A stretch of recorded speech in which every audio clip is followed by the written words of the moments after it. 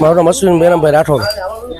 આ ડારમીની અંદર મારી જગ્યા હતી। અમારા દાદા અહીંયા ચોકીદારમાં હતા। અમે 50 વર્ષથી અહીંયા સિક્યુરિટીની ગાર્ડની નોકરી કરવી હતી। મધુભાઈ મહેતા મારા શેઠનું નામ હતું।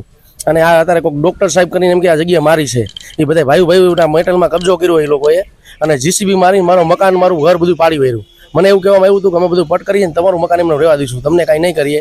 આપણે તમે તમારો પગાર જે 10-50 વર્ષનો પગાર બાકી છે ને એ પગાર તમને આપ્યા પછી તમને અહીંથી અમે છૂટા કરશું કે બરોબર છે, એવું મને કહેવામાં આવ્યું હતું।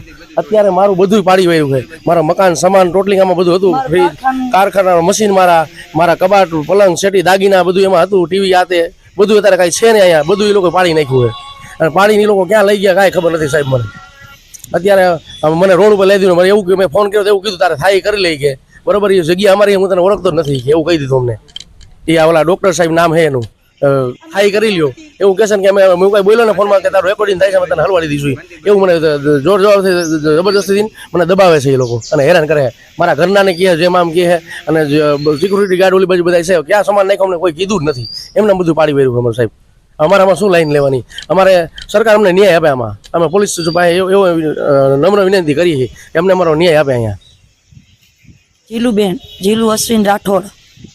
અમે 50 વર્ષથી મારા લગ્નથી 21 વર્ષ તો હું અહીંયા સૌ અમે કોઈ ઓળખતા નથી। અમારા બધું પોલું કરી નાખ્યું તો અમારે આમાં કરવાનું શું ને અમે સીપી કોર્ટે જાઉં ને અમે દવા પી જાઉં અમને ન્યાય નહીં જડે, આખું પરિવાર આપઘાત કરશું અમે, કારણ કે અમને ન્યાય નહીં મળે તો અમે દવા પીશું અને ટોટલી અમે બધું જવાબદારી કાયદાને કહીશું કે કાયદા પર અમારું કામ ન થયું અમે પોલીસ કમિશનર હોતે જઈશું અમે।